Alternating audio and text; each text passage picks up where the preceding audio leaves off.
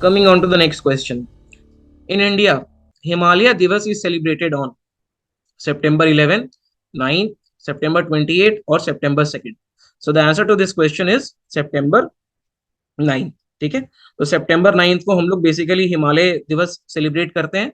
और 2022 का जो हमने हिमालय दिवस बनाया था, उसका एक यूनिक थीम था। The theme was that the Himalayas will be safe only when the interest of resident is safeguarded. ठीक है, हिमालयन रीजन्स में जो रेसिडेंट रह रहे हैं ना, जब हम उनके इंटरेस्ट को सेफगार्ड करेंगे, तभी हम उस पूरे इकोसिस्टम को इफेक्टिवली सेफगार्ड कर सकते हैं। This is in simple what was the theme of that particular Himalaya दिवस। आगे बढ़ते हैं। Sunil Chhetri, yes we all very well know, he is an Indian footballer जिनके नाम दुनिया में सबसे ज्यादा गोल करने का रिकॉर्ड है, ठीक है, इंटरनेशनल इवेंट्स में। तो देखिए, सुनील छेत्री जो है, इनको अभी किस फास्ट एफएमसीजी का फुल फॉर्म आप लोग यहाँ पे देख लो, हो सकता है कभी काम आ जाए आप लोग का। तो ये होता है फास्ट मूविंग कंज्यूमर गुड्स। ठीक है, तो कौन सी फास्ट मूविंग कंज्यूमर गुड्स की जो कंपनी है उसमें सुनील छेत्री को ब्रांड एम्बेसडर बनाया गया है। तो बेसिकली ये जो कंपनी है, इसका नाम है पिंटोला। ठीक है, सो पिंटोला इज द कंपनी जिसका कि हमने सुनील छेत्री को ब्रांड एम्बेसडर बनाया है। ठीक है, अब ये कौन है सुनील छेत्री, आपको पता होना चाहिए, ही इज एन इंडियन फुटबॉलर। ठीक है, चलिए आगे देखिए। Who has secured the first patent for a 3D printed rocket engine. अब देखो यहाँ पे 3D प्रिंटिंग क्या होती है, मतलब ये है कि हमने एक्चुअल मेटल पीसेस से और एक्चुअली सब कुछ करके इसको नहीं बनाया है, लेकिन एक लैबोरेटरी के सीन में through the use of 3D printing we have made a rocket engine. तो यहाँ पे we have four options again: Agnikul Cosmos, ISRO, New India Space Limited और डीआरडीओ। ठीक है, तो इसका जो आंसर है दैट इज अग्निकुल कॉस्मोस। तो अग्निकुल कॉस्मोस एक कंपनी है जिसका हेडक्वार्टर चेन्नई में है। The headquarter is in Chennai and this has got the patent of manufacturing the first 3D printed rocket engine. ठीक है, as simple as that. Moving forward, which institute or ministry has launched eFast India platform? NHAI, National Highway Authority of India, or is it Ministry of Railways, or is it NITI Aayog, ministry of ports and shipping. देखो, fast से आपको समझ में आ ही रहा होगा कि इसका कुछ ना कुछ लेना देना ट्रांसपोर्ट से लेके है। जब ट्रांसपोर्ट से लेके है, इसीलिए आपको ये सब ऑप्शन दिए गए हैं। व्हाट द पॉइंट, तो इसका आंसर है नीति आयोग। देख रहे हो, आप सब नीति आयोग को छोड़ के बाकी सब मार दोगे, लेकिन इसका आंसर ही नीति आयोग। तो नीति आयोग ने इंडिया की पहली ई फास्ट प्लेटफॉर्म, जिसका नाम है national national electrical fleet platform, E FAST India, उसने इसको लॉन्च किया है। अब अगर मैं आपको बताऊं कि ई फास्ट का फुल फॉर्म है क्या, what is the full form of E FAST, तो E stands for electrical, now F stands for freight accelerator and sustainable transport.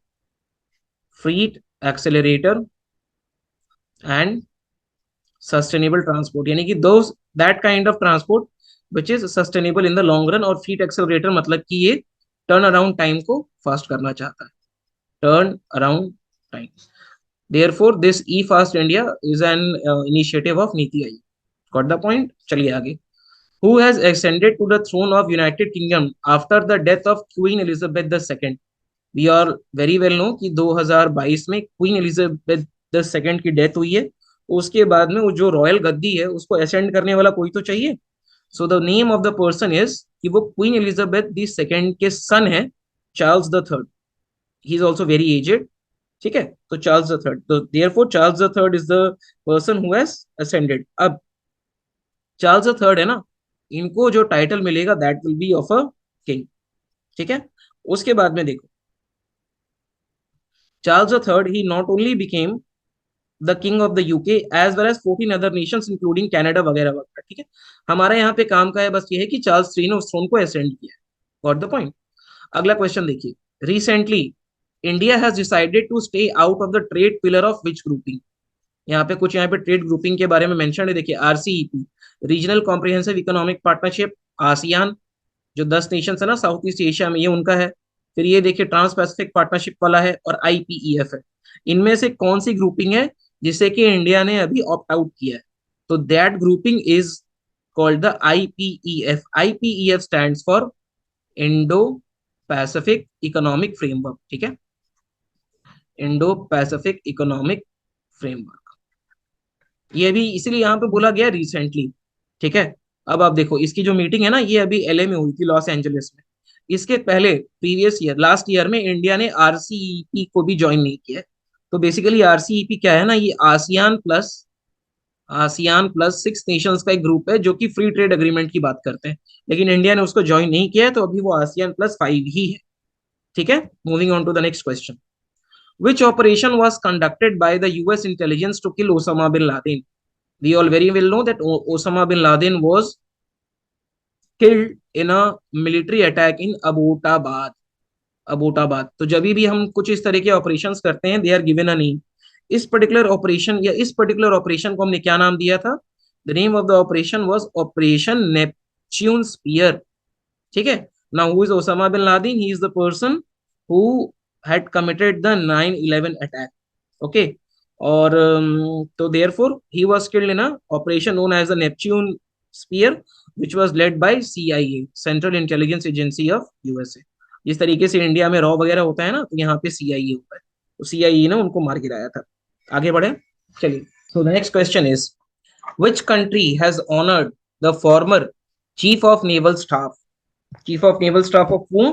Chief of naval staff of India, with the Pingsat Jasa Gemilong Award. So this is an award. So therefore the question is asking that which nation has given this award. Okay. So यहाँ पे हमारे पास में चार option है again, Japan, Singapore, Indonesia, Taiwan, none of the above या फिर more than one of the above. So the answer to this question is Singapore. So Singapore nation has awarded the Indian chief. Okay. Now what is this? Basically, this is the award which is given for the military genius. ठीक है, ये military genius के लिए वो ये वाला award दिया जाता है सिंगापुर द्वारा, और ये दिया गया है former Indian naval staff Sunil Lamba को। ठीक है, चलिए next question. Mister BB Lal who passed away recently was associated with which domain? Classical singing, classical dancer, archaeology, water conservation, none of the above या फिर मोर देन द अबव? तो therefore mister BB Lal, he was an Indian archaeologist. Okay, he died at the age of 101. Okay, now basically why was he famous? Because he has written the pillar based theory. Pillar based theory was given by him. According to him, he have found many temple which have pillar bases, and therefore this was his theory which was used in the Babri मस्जिद case. ठीक है, बाबरी मस्जिद case में जो हमने पता लगाया था ना, या फिर मान के चलो एक फाइंडिंग आई थी कि नीचे में कुछ पिलर टाइप मिले हैं जो कि किसी टेम्पल को रिजेंबल कर सकते हैं। तो ये जो फाइंडिंग है, ये फाइंडिंग जो है ये मिस्टर बीबी लाल की। ठीक है, so therefore he was associated with archaeology. अगला क्वेश्चन देखिए आप, who is the winner of the Asia cup title 2022? 2022 Asia cup title के विनर कौन है? Pakistan, India, Afghanistan, Sri Lanka, none of the above या फिर more than one of the above? इसका answer है श्रीलंका। तो श्रीलंका जो है उसने पाकिस्तान को 23 रन से हरा दिया था, 23 रन। आई होप आप सबने देखा होगा। अगर किन्हीं को नहीं पता है तो एशिया कप टाइटल जो है this is associated with cricket. ठीक है, बहुत बार ये क्वेश्चन भी पूछा जा सकता है कि एशिया कप जो टूर्नामेंट है ये किस स्पोर्ट को अपना रिजेंबल करता है? तो ये क्रिकेट का स्पोर्ट है। ये फाइनल जो है वो पाकिस्तान और श्रीलंका के बीच हुआ था इन सितंबर 2022, where Sri Lanka defeated Pakistan, and this is Sri Lanka sixth title. Sri Lanka ने 6 बार एशिया कप को जीता हुआ है।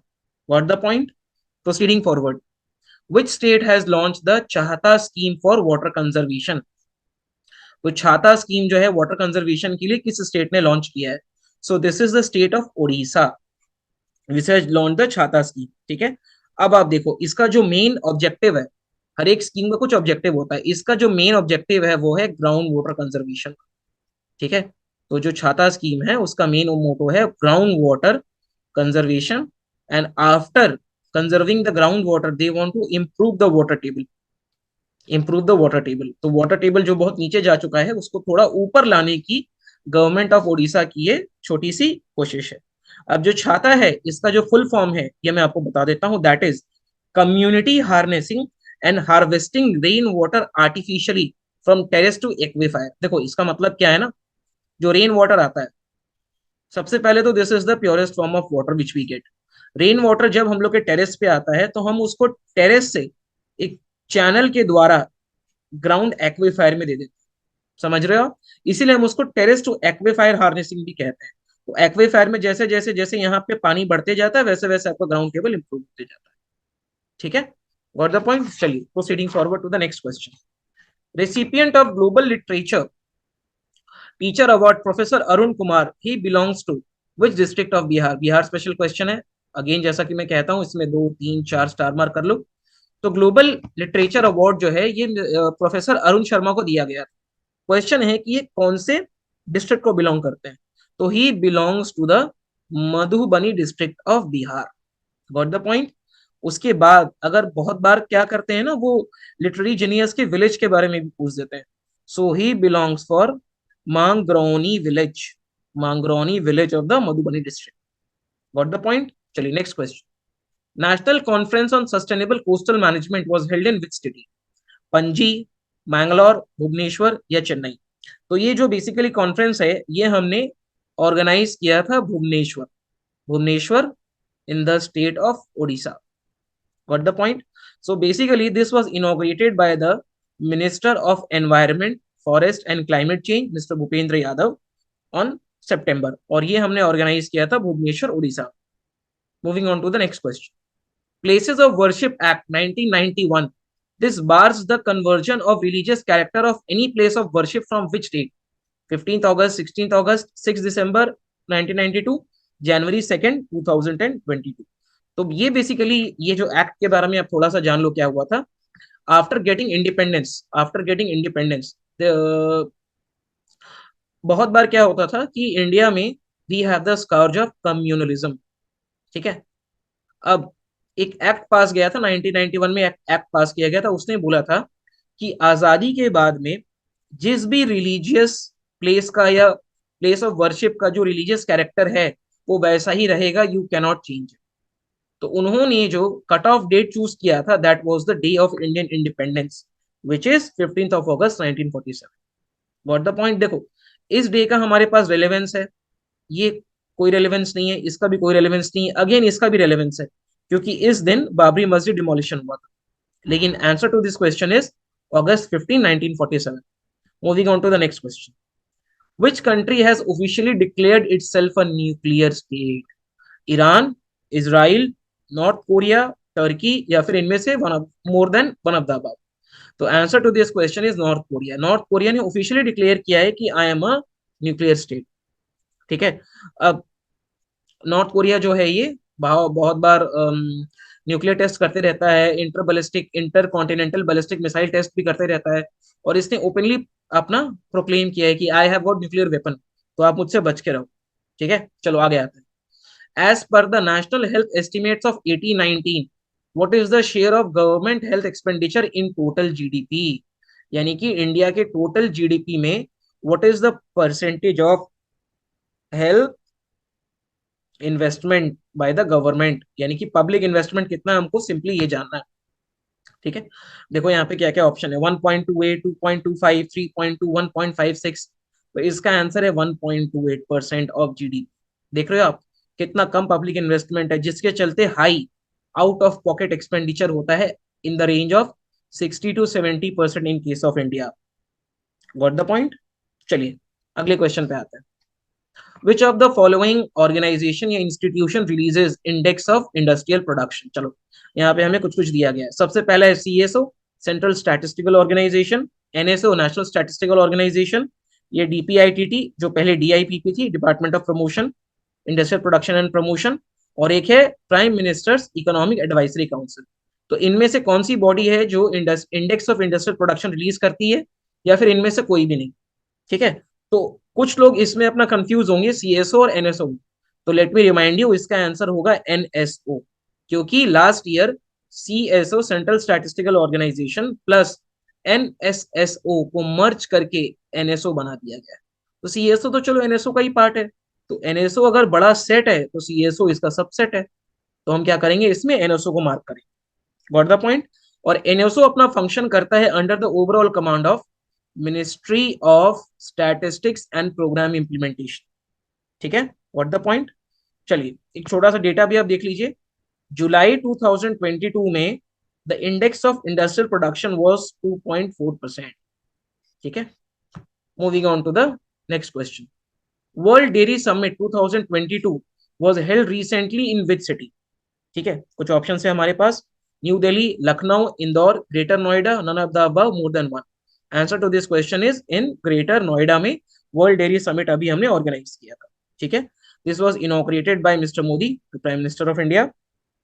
ठीक है, और ये हमने बेसिकली ग्रेटर नोएडा में स्टैब्लिश, और इसका जो थीम था वो है dairy for nutrition and livelihood, which means that we have to promote dairy for both the nutritional requirement of the population and also for improving the livelihood of the farmers, या फिर livelihood of the people who use dairy products as their selling item.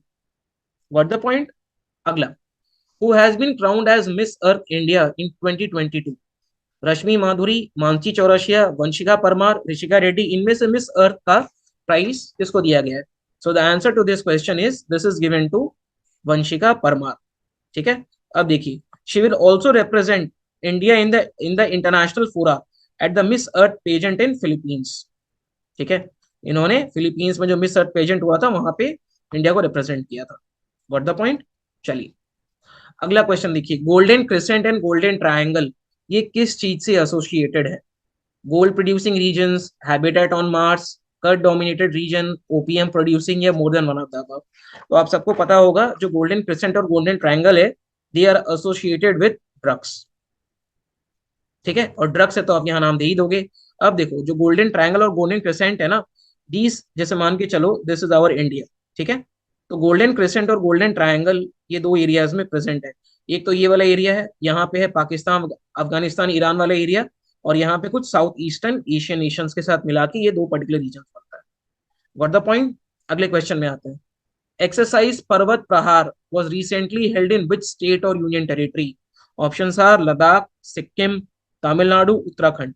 तो ये जो है ये अभी organise किया गया था इन द लद्दाख यूपी। यहाँ पे हमने पर्वत प्रहार एक्सरसाइज किया है। अब आप देख सकते हो सिक्किम और तमिलनाडु को तो आप इसलिए भी अपना डिस्काउंट कर सकते हो because they are not mountainous region. ठीक है, उत्तराखंड को कुछ हद तक मान सकते हैं, लेकिन Ladakh is on a more higher altitude than Uttarakhand. What the point? Moving on to the next question. Which state has launched the Resident Safety and Security Portal? Bihar, Rajasthan, Meghalaya, Kerala, none of the above, more than one of the above. तो basically Meghalaya के जो CM है, known by the name of Mr. Konark K. Sangma, he has launched an online platform for the Meghalaya Resident Safety and Security Act.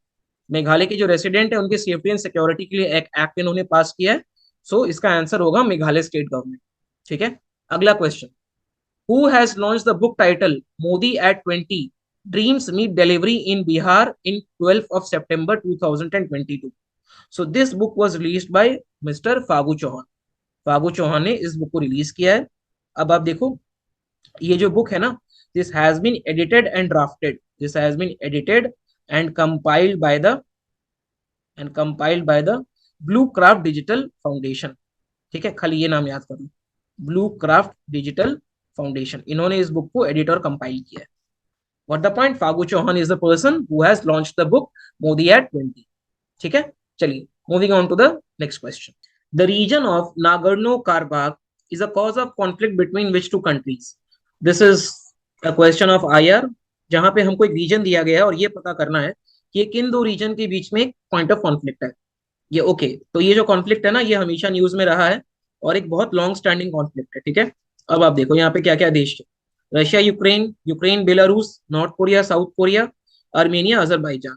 तो option में अगर Ukraine है ना, तो अभी क्योंकि यूक्रेन रशिया क्राइसिस चल रहा है, तो ये हमारा एक नेचुरल इंक्लिनेशन है कि हम आंसर्स में यूक्रेन खोजेंगे, लेकिन the answer to this question is Armenia, Azerbaijan. ठीक है, तो ये जो है ना नागोर्नो काराबाख, ये इन दो रीजन के बीच का बेसिकली कॉन्फ्लिक्ट है, और ये अभी इसलिए न्यूज में आया है क्योंकि अभी इस रीजन के अलोंग में कॉन्फ्लिक्ट हुआ था जिसमें कि 100 सोल्जर्स की डेथ हो गई। ठीक है, तो therefore this is in it. अब अगला क्वेश्चन देखते हैं।